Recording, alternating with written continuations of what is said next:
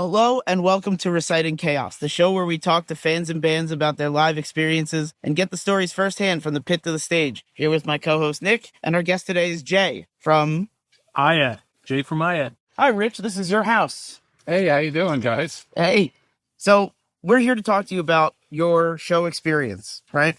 When was your first show? Like, how long have you been going to shows? So I didn't really get into metal until the year after high school.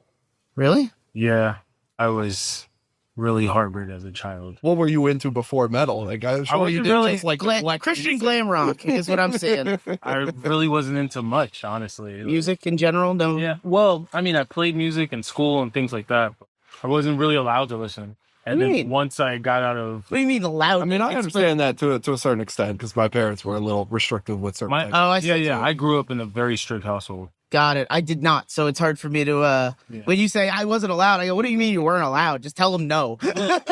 This is the thing. Like, once I got a hold of metal, I was just like, oh my God, I have to make up for all the time that I missed. It's funny you say that because I didn't actually start really getting into metal till I was about 27.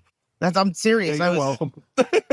This, and of course, is Nick's fault. Yeah. But I can definitely, what's the word? Sympathize, I guess? Identify. Thanks, Rich. Yeah, so I started listening to, like, the classic bands like Iron Maiden and stuff like that. And then my one friend, Nikita, I met him in college. He introduced me to Slayer. Oh, nice. Slayer scared the shit out of me. No, it really did. It scared the shit out of me, and I was hooked ever since. It's a feeling I would always love back.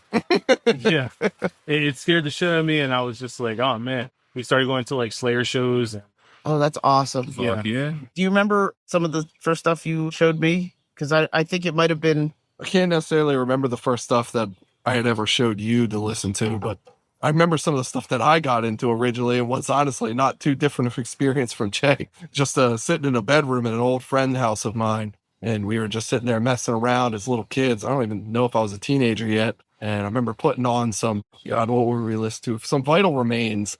And I just remember being like, what is this shit? Like, this is so heavy. It's so crazy. And we were making fun of it and making fun of the vocals and everything. And I go home and I was like, shit, I like that. Oh, no. And it was over for me. Yeah. Oh, no, I'm into it. I want to say that, like, one of my first memorable, more like extreme metal concerts, it was the Dimmu Borgir, Oh, wow. Wow. Cataclysm, and Devil Drive. That is a hell of a show. Yeah, that drew me in, and I was obsessed ever since. Dimmu Borgir, Behemoth, they were incredible. Cataclysm killed it. I even enjoyed Devil Driver, but that was like the lineup that really cemented me into like extreme metal. Oh, that's really awesome. Yeah. Dimmu Borgir was actually my first ever black metal band I was actually interested in. Thanks to Mike. Yeah. Yep. I used to hang out with my friend Nikita, and he introduced me into like Dimmu Borgir, and then he was like, "You want to go see these guys live?" I'm like, "Sure, why not?" And I saw them live, and it was just like it was curtains after that. It's amazing. If still you ever get the chance to actually see Dimmu Borgir. Yeah, you don't know what you're missing. It's so theatrical. I think they just introduced a new guitarist. Yeah? Yeah, his name is Damage. Damn it. Oh, that's awesome. Yeah. So Galder left, and now he's kicking it off with Old Aunt's Child again. Oh, that's amazing. Yeah, they played their first show in Sweden Rock. They're coming to the U.S. They're playing Fires in the Mountain, Oh, dude. that festival. I want to get to that at some point. There's so many out there. So many I need to get to. Fires in the Mountain. That's a big deal because it's near Yellowstone Park, and when they have like during the concert, the sun is setting, so it looks like a fire in the sky in between the mountains, and that's where they are. That's metal as fuck. Yeah, and what they're actually doing is the proceeds and stuff are going to like the Native Americans in that area because there was like a high suicide rate because they kind of lost like their image and everything with us integrating and everything. And a lot of alcoholism and stuff. Yeah. So what that festival does is they reach out and, they're involved in their community. They started heavy metal classes at the schools. Oh, wow. Yeah. It was Shannon Voigt. She's involved with that. She's from Philadelphia and she's like booking that and Oh, wow. has a very heavy hand into it. I've been speaking to her about it. That's really awesome. Well, I wanted to ask you also, you started going to like Slayer shows. Yeah. Anything you can remember like specifically? Well, I caught a few pics from from Kerry King. Oh, Did that's pretty get a drumstick from Dave Lombardo. That was memorable. They played with Marilyn Manson. And the one memorable thing with that was Marilyn Manson had a microphone with a knife at the end of it. Oh, wow. And you know Marilyn Manson does some like really wild things. Yeah. He's like putting a knife down his pants and stuff. And so those were like the most memorable things I could remember. I did get a set list. So when we went to these Slayer shows, we would follow them up the East Coast. So Oh, yeah? we did like 2 or 3 during each run. Oh, that's really awesome. Did you ever end up touring with them at all, at any chance? Slayer? Yeah. We- Curious? Bro, I mean, We think here on Slayer. we think very highly of you. I might be on the You're in the road Philly area, you know, you're opening a local venue. You never know. Slayer shows up, plays an open mic. You know how it is. I wish, man. That Want would to hear a funny story about something like that? sure. Sure. I grew up in St. Louis. You're going to need to come over here for your story, Oh, bud. I'm sorry. I grew up in St. Louis, and we used to always go down to like we were in high school and everything. We used to go down to this club called First Rock, and it didn't matter who was playing. We would just go there because they were metal guys, you know. Yeah, yeah. I saw King Diamond there. Oh, wow. Yeah, and also we go there one night, and there's a band called the Four Skins. Okay. It's fucking Motley Crue doing opening warm-ups for their Dr. Feelgood tour. I'm like standing there. I'm like, there's Mick Mars. That's Tommy Lee. That's You- Vince Neil. Wait a minute. Yeah. You're trying to bamboozle me. We're in the sides like of my backyard here. And it was them doing opening warm-ups for the Dr. Feelgood tour. Wow. That's Yep. wild. Mm-hmm. That's really wild. Yeah. But I didn't open up for him. No. No. That would have been cool, though. Well, I wasn't in a band at the time. But At the time. that's the time. You're still not. No, I'm an IATT. I'm the producer. I'm the virus Professional slapper. fiber slap. That is true. My apologies, Rich. My apologies. And I also play a mean didgeridoo. If you ever need that, Really? I got one downstairs. Oh yeah. We actually have been talking about that for a long time. Well, there you go. No, I'm serious. Listen, Rich is very reliable when it comes to using the things in his home. You're always welcome to come and use them. I don't even have to be here effectively. Yeah, we show up all the time while Rich isn't here and just hang out. So you started going to the shows as an early adult. At what point from going to the shows did like really solidify your desire to be there? Because I know it's not always for everybody. Some people, you know, it could be a little rough environment sometimes, but It's really hard to put words to like the feelings, but there's just a feeling with like live music that you can't experience while listening. I don't know. It's the loud sound waves that just travel through your body, and it just gives you that warmth.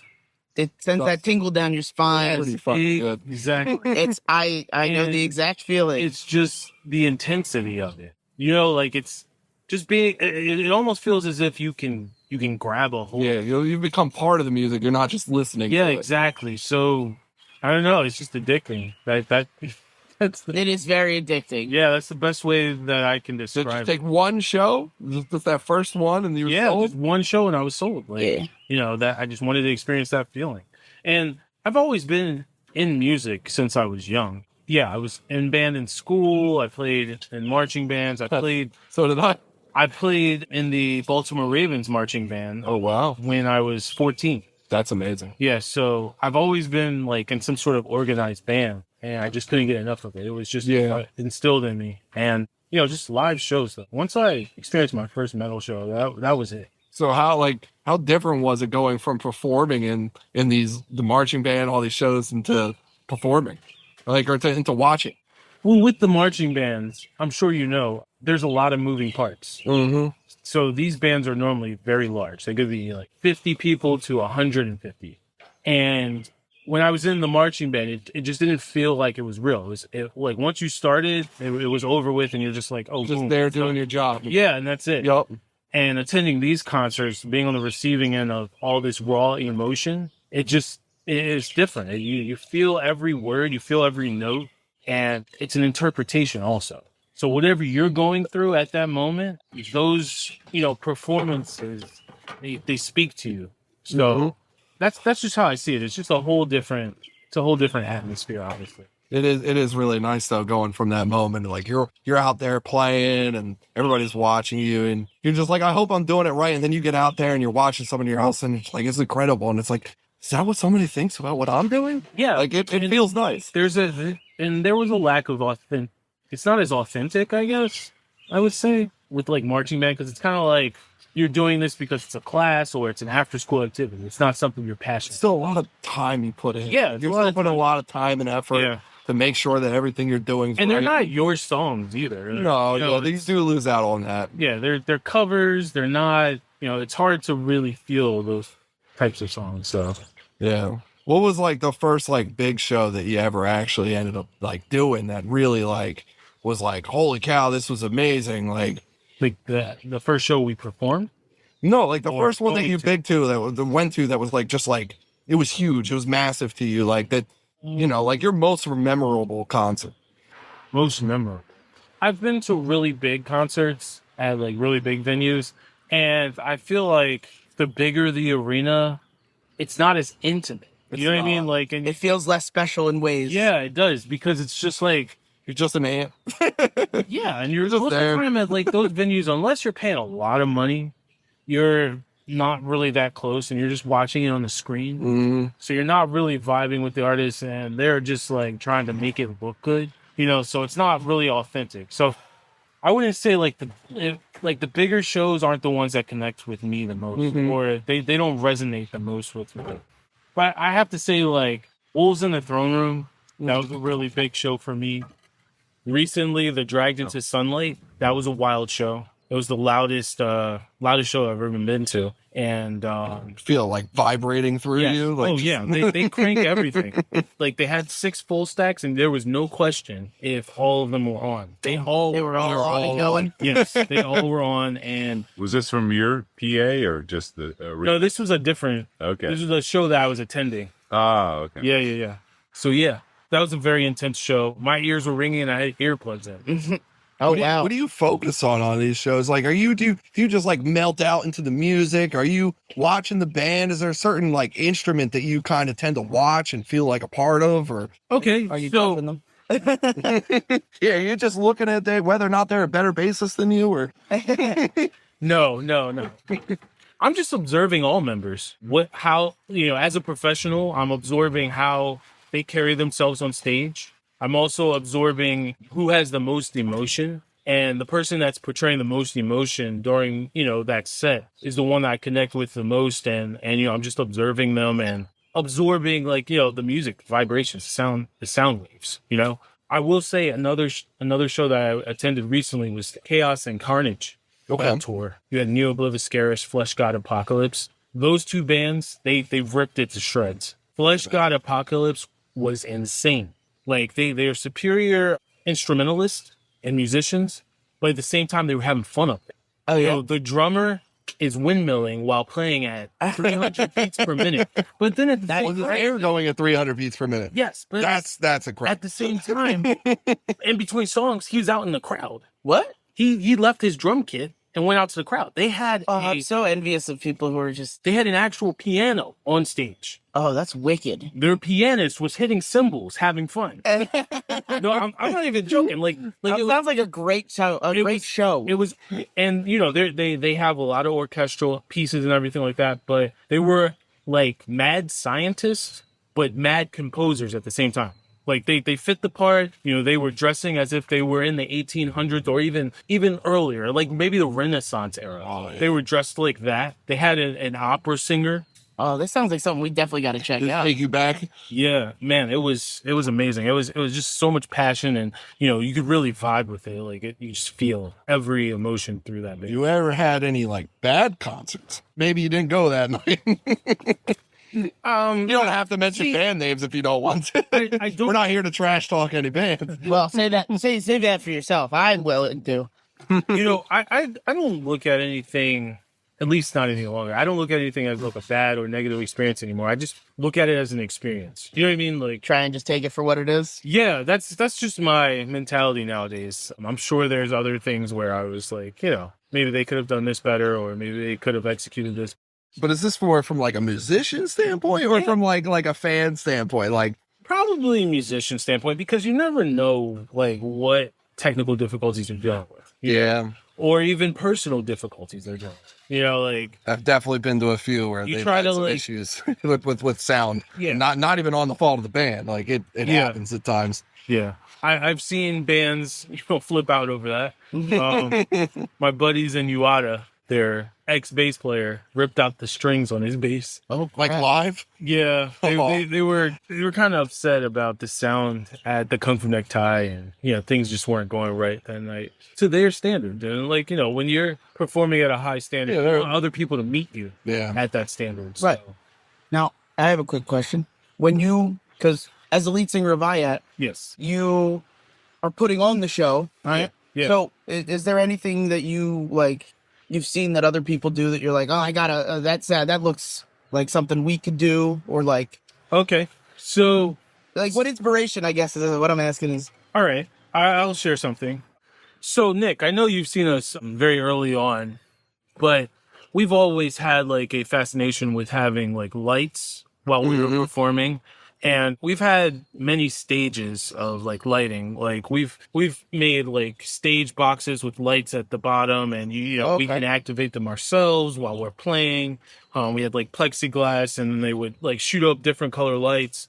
We've had just regular DMX lights, but we didn't set them up to a computer. But when we did our first run of shows in the New England area, we had a band that performed with us. They were named Wilderrun. They were like they were like an Opeth type of band, progressive, like folky, extreme metal type stuff. And they were running DMX lighting programs through their click tracks. And, everything ran through the drummer, and, the drummer sets the timing and everything like that. And the lights would trigger during certain parts of the songs. And once we experienced that, we were in awe. Because Wilderrun is an amazing band. But once we experienced that, we were in awe, and we were like, how the heck did they do that?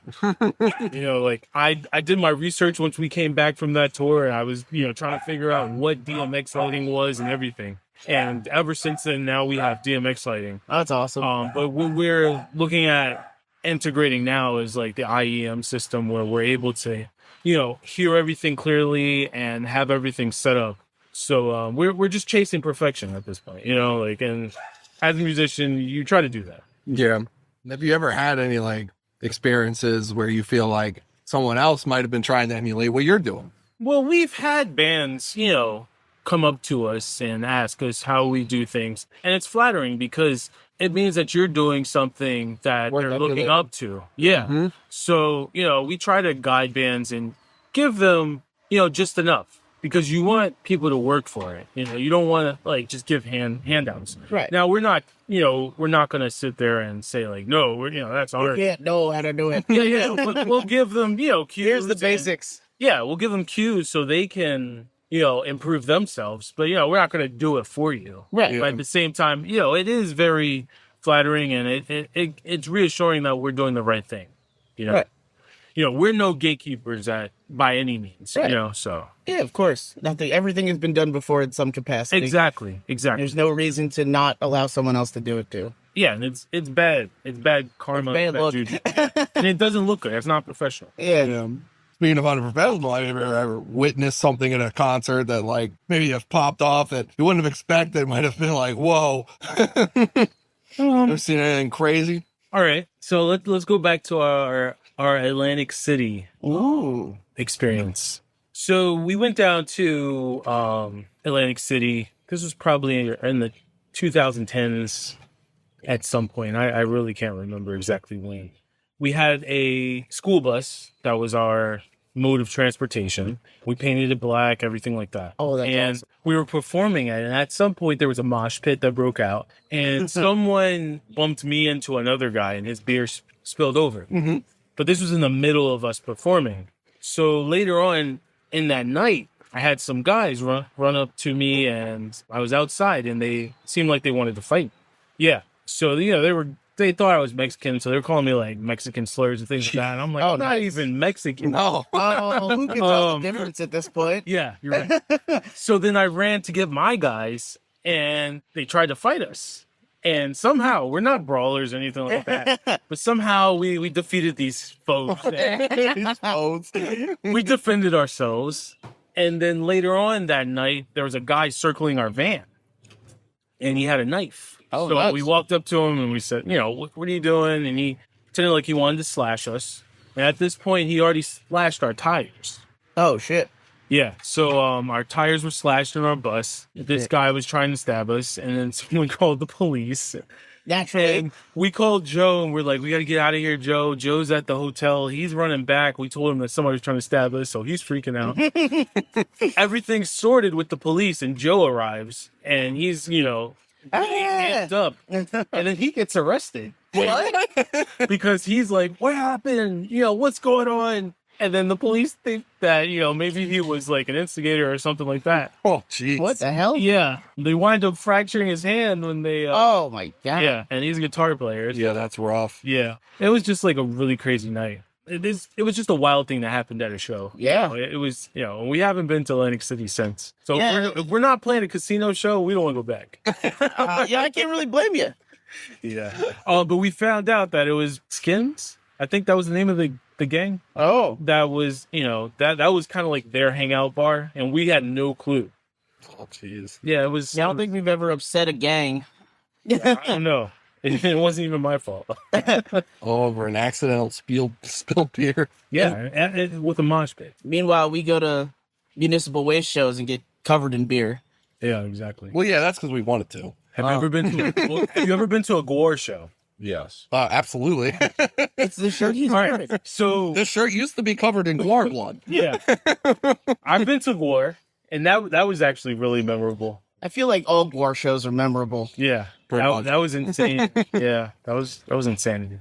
I think it was Sounds of the Underground. Have you ever heard of that? All right, so it was a big festival that they would have, in Philadelphia. Amon Amarth played that show. Okay. Oh, wow. That's pretty You had Gore. What other bands? It was like a ton of bands. The number 12 Looks Like You. That was one of the bands.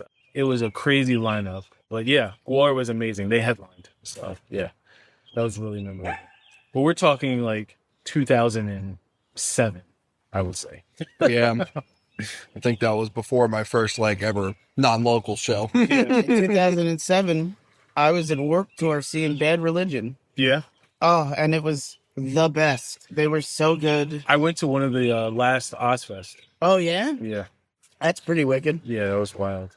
I, at that '07 Work Tour, I actually elbowed a guy in the face for trying to drunkenly lift me very many times. Oh, yeah. Hey, if the guy was confident enough to lift you up, why didn't you take it?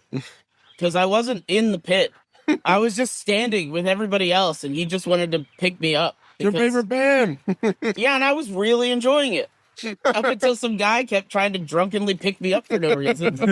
Have you ever watched anybody get into a fight from the stage? From the stage. Yeah. All right. Well, it was an IATT show. The most dangerous of shows. Of course. We were playing Allentown, and let's see, we started a mosh pit. I was just doing vocals at this point, so Okay. I would encourage mosh pits. Right. As you should. And I would involve myself with the mosh pits. Apparently, there was someone that was standing there with a beer. Why does all these stories start with a beer? And the one guy that was standing there was about 6'5", 300 pounds, and his beer was knocked over. So And he was upset. yes, he was upset. I go back on stage to finish performing, and this guy comes on stage with me, and he grabs me. So then Alec grabs him, and then Joe breaks the drumstick, and he tries to stab this guy. Oh my And then the security officer, his name was Lurch, ran up on stage. He's about 6'5" too, so two behemoths are going at it. While you're screaming in the background. I'm still trying to perform. He's holding our neck. Somebody's holding his neck, and then Joe's trying to stab him with a This drumstick. is like a Scooby-Doo episode. So then we go out the side door off stage. And then we tell the guy, we'll replace your beer. Don't worry about it. And later down the... Can you just stop choking me? Yeah. Later down the line, later that night, we paid for his beer, but we found out that he was the local drug kingpin. Oh, so, okay. All right. Yeah. So he sped off in his Dodge Charger. I think the drug kingpin would not be worried so much about alcohol, the one you can get legally. Yeah, exactly. Well, okay. Yeah, that was a really insane show. Yeah, I think the only thing we have close to that is when Nick kissed some dude's girlfriend. Oh my God. Wife, supposedly. Oh, excuse me. And she kissed me. It's the other way around. So that's all on her. I've had the rock star moment where a guy had me sign his wife / girlfriend's her boobs. Yeah. Oh, okay. So I did experience That's awesome. that. Yeah. How's that feel? That's got to feel great. And I was drunk, so So it was great. Great. yeah, I was drunk. I just think asking anybody to sign a body part is just like, Yeah. you want my name on, okay. Yeah. Yeah, we've had a lot of wild experiences, especially with IATT. I remember we were playing with Shining. You ever hear the black metal band Shining? Sweden? No. Oh, man, you got to check them out. So they're insane. They're a wild band. So their frontman, Nicholas Carforth, he's like, a legend in that area. They were on a tour bus and they brought us onto the tour bus. He did the whole thing. He does lines of cocaine, all that stuff, right? Yeah. Joe was wearing a Forgotten Tomb shirt. Forgotten Tomb is like the competition or whatever. Like they're the other opposing band. You have Metallica, they were the Megadeth. Yeah, exactly. Oh, okay. So Joe had a Forgotten Tomb shirt on and Nicholas Carforth ripped the shirt off of him. Oh. Grabbed one of his shirts and put it on Joe. And that night, Joe did some questionable things with, some drugs, some drugs. Yeah. But that night, Joe wound up getting hit by a car. Oh, no. Yeah. It was insane. There were so many things that happened. That wasn't Nicholas's car, right? No, it wasn't Nicholas. It's not like a hit, was it? Yeah. He wound up getting hit by a car. It was just a wild night. So many events happened that night. It was just insane. Yeah, it was insane. I can't even tell you. Like, I was drunk that night. Like, I can't even tell you everything that transpired. So Jay, I'm so glad, and I'm so glad that you played my first black metal concert at my house, which was very amazing. Yeah. And I just want to say you guys are like the most orchestral metal band I've ever heard. Like, I'm gonna come out and admit it. I'm not a growler guy. I'm like rah rah rah. But when you guys are doing like your orchestral stuff and you're singing with your regular voice, I'm like, oh my God, these guys blow my mind. And I also like that you are theatrical because you know where my roots hang. Yes. You've seen my basement. Yes. And I appreciate that you guys like putting on a show. If you're going to a rock show, you want to go see a rock show. And it's more than just the music. It's the lighting. It's the pyro. It's all that. And you guys do all that, which I think is amazing. That's funny you mentioned that. 'Cause Yeah. I was thinking, how did you come up with like your stage show? Like, is there a method to the madness or anything? First off, it starts with the attitude. Our whole attitude towards IATT is we never wanted to play small gigs. We never wanted to play small bars. We never wanted to play small shows. We've always dreamt big. Right. We always, when we're writing our music, we're thinking of arenas. We're thinking of big shows. Like and goosebumps. I got that. And we've never thought of just playing small, intimate shows all the time. There's nothing wrong with that. It's Right. It's just not where you want to end up. No. And when you have that attitude, when you have that mentality, everything else is very big and grandiose. Absolutely. And that's like, I want to say orchestrally, a lot of that comes from Alec. Alec plays piano, and a lot of times we have a lot of ideas and we're like, Alec, can you play this? Right. And, he's our puppet and he wants everything to be big as well.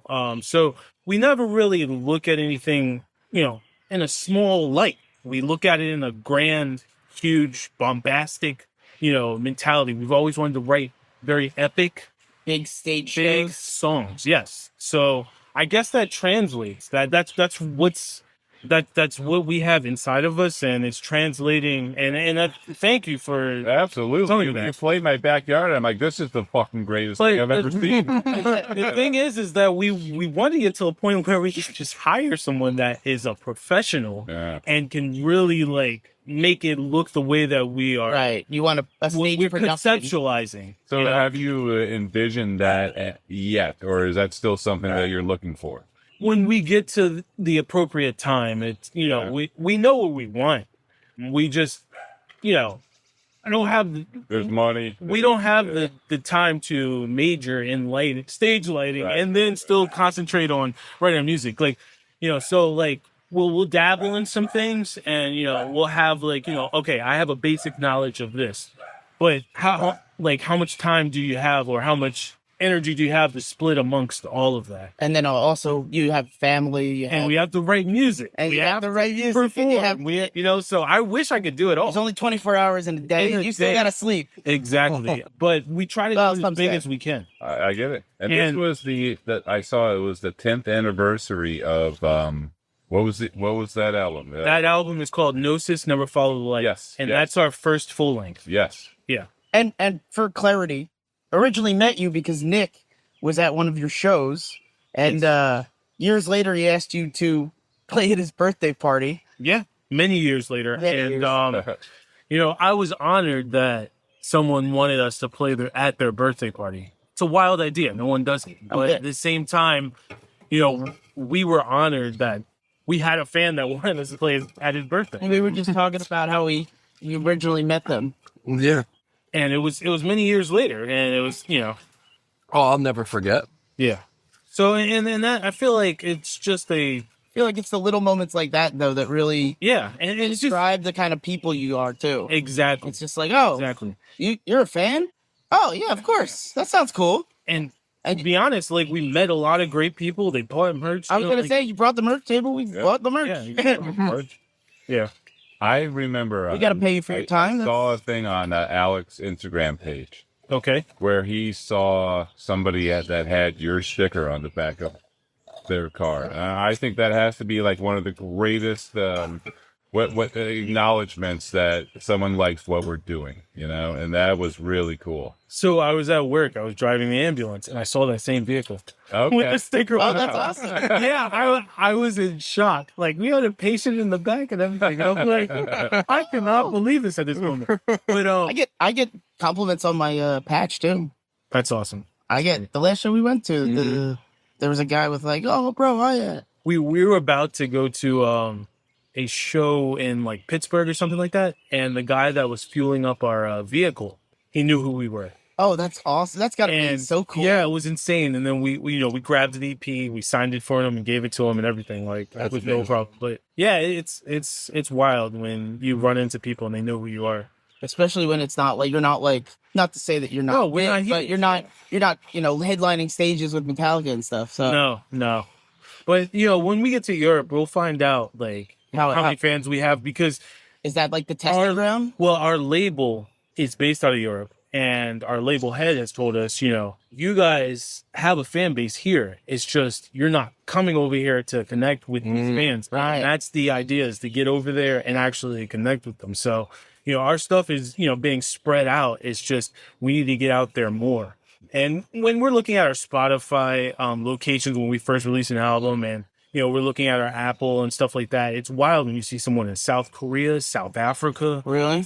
Thailand, all these places where they're like, it's a few listens, but it's It's the somebody I'm in the connecting. world. People out there. I'm connecting with people All that over are the like place. so far away from me. So far removed from you. Too. Yeah, and it's and I know what it's like to be a fan of something. Mm-hmm. So it's like any point, like, someone reaches out to me and they're like, yeah, I'm a fan, I'm from this area. I couldn't find your lyrics to this. Can you send me over the lyrics? I'm like, sure, no problem. Of course. Here's the. And I've done that many occasions. Oh, really? That's yeah, pretty neat. and just because I'm honored that they're even Interested in your what work. I'm doing. Yeah. Yeah, So I can absolutely see that. yeah, and that's just how I am. Like, I want to grassroots this things. I like at some point, like if we ever get big, we're playing in front of big crowds. Like, I'm the type of person, like, I want to talk to these people. All right. You want to know why? What drives them? Yeah, What they 'cause like? I've been there. And if I connect with something, I want to see it. I want to grab it. I want to hold it. You know what I mean? Right. Like, I want to connect. So like that's why I don't have an issue with like talking to people. That's Making friends is a big part of the Exactly. life experience of everything, anyway. it is, because like life is quick. It really is. to circle back real quick, I also hear some interesting metal stories. I remember when you were playing the show here for my birthday, you guys told us about this story about a cookie cake. If you'd like to enlighten our listeners about that story, it was pretty funny. I'm not the best know that I historian. remember Like this. Do you remember that story? I don't remember this story. I do. Alec told it, but Well, I could repeat it if you'd like me to. Yeah, go ahead and repeat that, because that night I wasn't super involved in that situation. Yeah. So to speak on behalf of IATT, As their official spokesman. so there was a day they were going to go put on this little event, this little show at a mall. And at the time they were trying to promote something. They were going to get a cookie cake, put it out for people to eat. So they went up there with this upside down pentagram and a 666, and they handed it and presented it to the person who makes the cake. So said, "Can you make this custom cake?" And they're like, "Oh no, we can't do that. This has like satanic imagery. We're not gonna make this cake." So he turned around, looked back, he's like, "What are we gonna do?" And then he's like, "Hold on, I got an idea." So one of the members walks back over, flips it upside down, and go, "Will you make this cake?"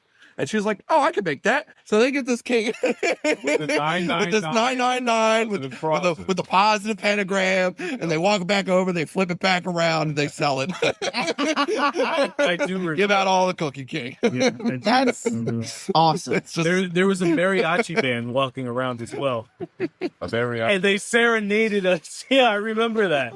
Have some Antichrist cookie cake and mariachi it's band. Christ cake. yeah, it was 999 and positive cross. We don't want to get the lady in trouble at her job. Right. We wouldn't want to get a whack nut in trouble. That's an Alex story, though. It was an amazing story. I tell it to everybody. That's pretty It's awesome. so good. My wife remembers that. Yeah. Because I think Alec actually told that to Julie. Yeah. It's so brilliant. She asked her. She asked him. She's like, "You guys aren't really into all this." He's like, nah, it's just what we do." I told you about the, one friend, a couple of my friends that came that night for that show. They're Christian, which is fine, to each their own. But Oh man, they bought a shirt of your guys with the upside down cross on it.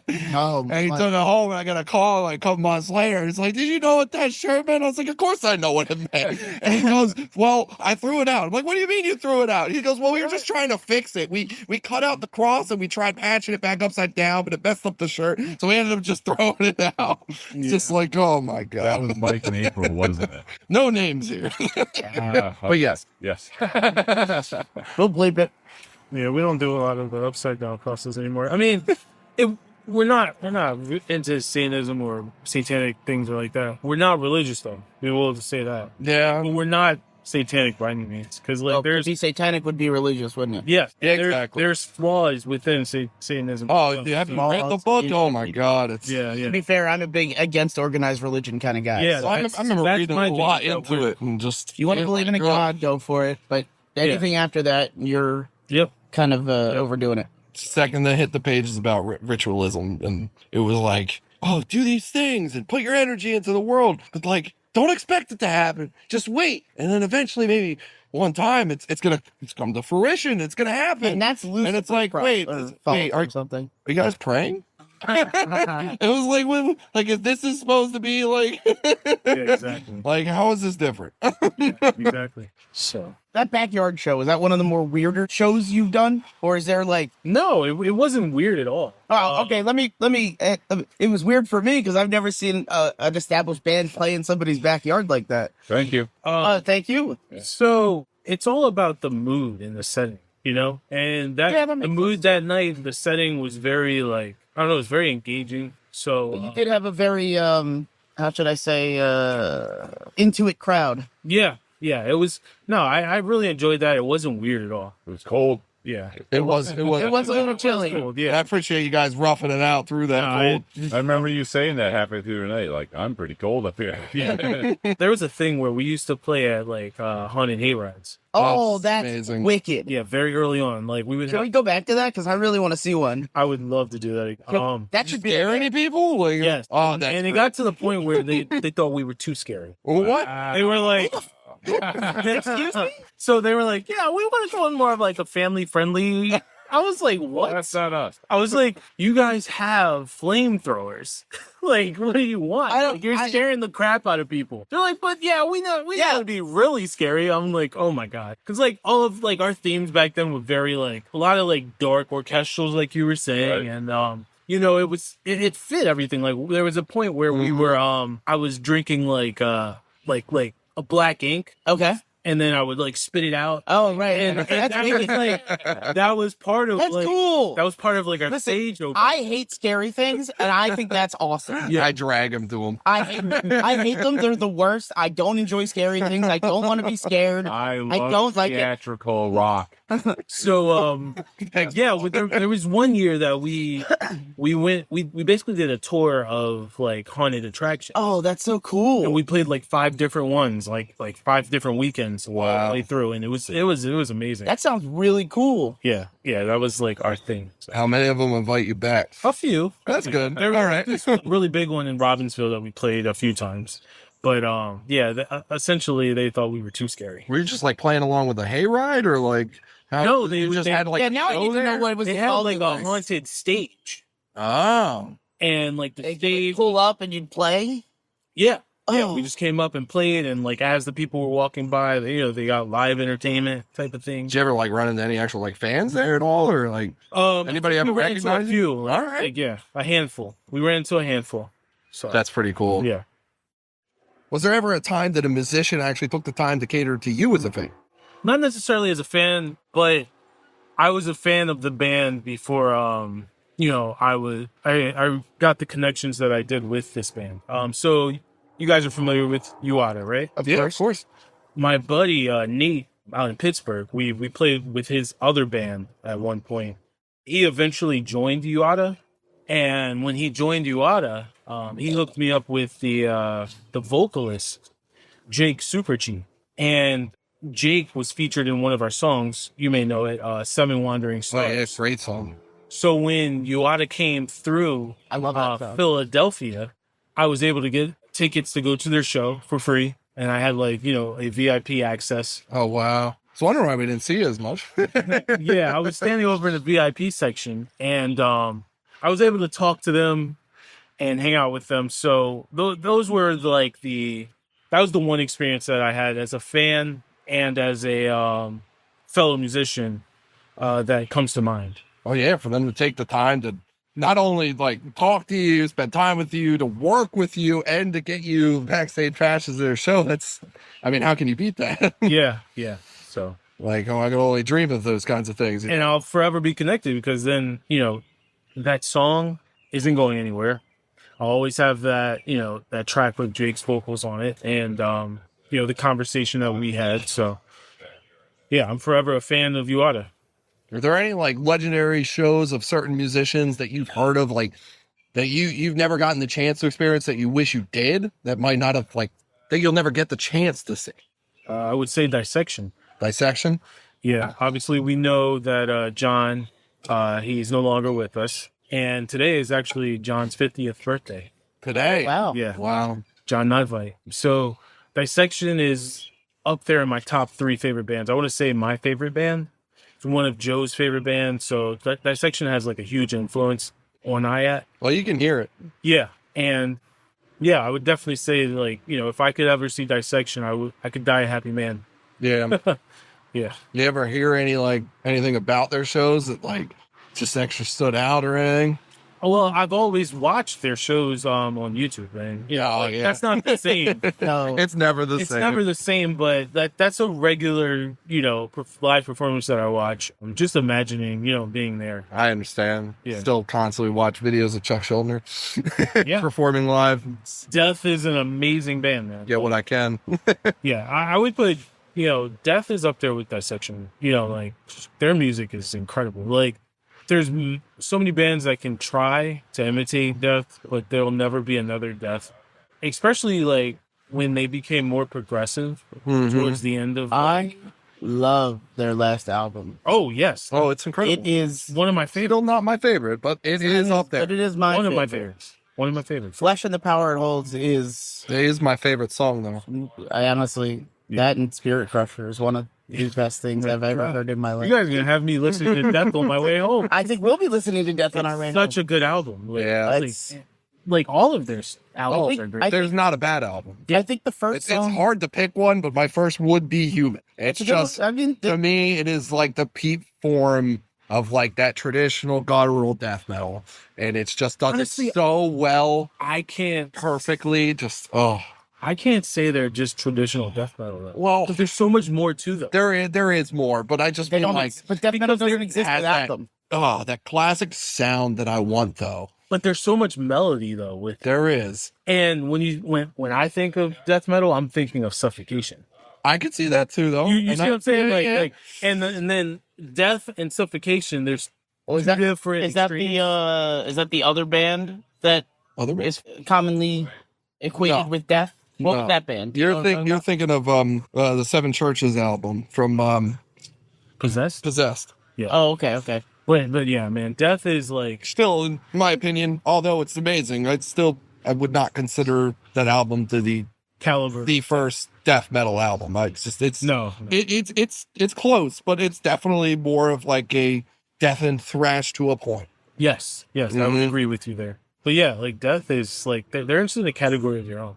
Just like Dissection, like I can't consider Dissection black metal, but I can't consider them death metal either. Yeah, it's right in the middle. They are But they're not perfectly even like in the it's middle. not even like black and death metal either. No. Like, it's not. No, it's not, and it's just on its own. Yeah, It's just, and that's how I see Death. Death I could see that. are on their own. They're above the name. They're above the genre, I should say. Yes, they're just widespread. Because there really isn't much anything that really quite sounds like them. They laid a foundation for a sound that would continue to exist, but nobody really does it like that. They had a formula and they did it fucking well. Yeah, because there's so much melody. There's so much like intellectualism with the musicianship. Like there's like almost jazz parts with jazz drumming. Yeah. So it's like it's Well, I mean, its own entity. I, Honestly, I really I can't argue with you. to classify it, I would just say it's extreme metal. That's it. It is what metal is supposed to be. Exactly. I just they're just their own. Like those two bands, you can Yeah. There's no other category for there's them no except box their own that category. you can put them in. There's no box you can put them. So to like bring it back to the present, like understand where your past lies, but as far as now, if there was a band that you could see that is still around, who would you want to most see? This is very stressful, man. I know it's Give us hard. the It's answers. hard, man. Okay. So if there was a band that I could see, it's a tie. It's a tie. Oh, What is it? It's a tie. It's okay. One would be Emperor. oh, that's a good choice. Okay. I know Emperor has played recently over the last like 2 years. They've come through and they've toured their most famous they albums. came recently too, and Yeah, I yeah, missed yeah. it, and I was very upset. I had to choose between Enslaved and Emperor. Oh, And I chose Enslaved. I chose Enslaved because they're one of my favorite bands, just like Emperor is one of my favorite bands. Enslaved doesn't come around very often, and I saw that Emperor was touring like twice within 2 years. So I'm like, Oh, maybe they'll come back. Right. Maybe they'll come back and I'll catch Emperor. Emperor played on the 10th, I believe the 10th of May, and Enslaved played on the 13th of May, both in New York. I wasn't driving to New York twice in like 3 days. I couldn't do it. understand. I couldn't do it. So, I chose Enslaved, but my two choices would be Emperor, and this is a newer band within the last, I would say, like 10, 15 years. Okay. They're a German band. They're called Durweg Einer Freiheit. Yes, I do know. Really? Yes. Nice. They just got confirmed for Maryland Death Fest in 2026. Oh. So I will be seeing them next year. I would very much like to go to that. Yeah. So I'm going to see them next year. I don't remember them coming to the U.S. I think they came to the U.S. once, and that was maybe 8 years ago. And I didn't see them, but they are coming next year, and I will be there. So those are the two bands I would like to see the most. I mean, they're very solid picks. I can see why you'd be torn between them. Yeah. Yeah. Yes. Well, I mean, for my own, I would say probably. I mean, You'll take these. You want? I still have to see Judas Priest before time's up. That's just one of the classic bands to ever get into since I was a kid, and they're amazing. He's still amazing. They are. Never stopped. Yeah, Rob Halford, man, he's a classic. Dude, he's just a metalhead himself. He is metal. I would say, yeah, he's metal. Yep, he is the embodiment of fucking metal. Yeah, at this point, yeah. Even at this age, he's still incredible. on the side of the stage, listening to other bands, throwing horns up. Yep. He is metal. He's into it, and he's 70 years old. I would never, looking at him, I would never guess that. That's who I want to be. It's like that, right? Of all the people to be, that's not that's a good pick. Think about this. People ask me, all right, well, what about when you're old? What about your ears and those tattoos? And I'm like, what about it? I'm still going to be the same. Right? Yep. I never understood that question because it's like, yeah, I'll be old and it'll be saggy, but I'll be old and it'll be saggy. I don't. Yeah. Would you want me walking around with a walker like everyone else? I'm not conforming. I mean, I won't use a walker. I'll fall. Yeah. that's. But I just, if you're 80, what does it matter anyway? Do you have any specific bands that you'd like to see the most, Josh? To be honest, I always want to see Bad Religion again. It's my favorite. I've seen them 8 times, and I'll see them can see it another 8 times. They're still in your top another one. 8 times, and it'd be great. It'd be the best time of my life. Other than that, I just enjoy going. I don't even care almost who's playing. I mean, my answer is I'd love to see IATT play again, but that'll happen. So. So to finish it off, or did you have another thing you wanted to say? No, I don't think so. I think that was it. So to finish it off, to put you on the spot one final time, Jay, if you could have a lineup of 3 bands back to back, you're playing whatever album you wanted, what would you do? All right, my dream lineup, it's only 3. That's it. It could be more. I mean, what your dream lineup would be within reason. We're not going to go through 50 bands. I know. This doesn't work for. We're not doing festivals. All right. So my dream lineup, Super Show. Yes. They could be done touring. It could be deceased. Anything. It does anything. Does not matter. My dream lineup, headliner would be Dissection. Okay. All right. With Enslaved as a co-headliner, I would have Emperor. Okay. And then I would have Derweg Einer Freiheit, opening act. Fantastic. I think we have a good breakdown of what you listen to. Sorry. Let me know when that show happens. I'll be there. Sorry, guys. Sorry. Sorry, everybody else. I make turn now. That's just my personal dream lineup. It's as good as any. Yeah, it's fantastic. What would your dream lineup be? Dream lineup? Super Show. I mean, Death would have to headline. Exactly. Yeah. It's a good one. I knew you were going to say that. It's been an amazing time, Jay. Thanks for being here. Thanks for sharing the stories. Always a pleasure. Your opinions, everything. Always a pleasure. We'll always be happy to have you back. I'm sure there'll be plenty more, and hopefully one of these days with the rest of the band too. Yeah, definitely. They were. Yeah, do you have anything? No, the guys were stoked to hear that I was coming over, so I'm sure they're going to want to. Oh, they're always welcome in the podcast. And they will. Tell them all we said hi, and this has been Reciting Chaos, and look forward to seeing you next time. One more thing I just want to say. Everybody go out and listen to the new IATT track, Ascending into Oblivion, the 10-year anniversary redo. Streaming everywhere.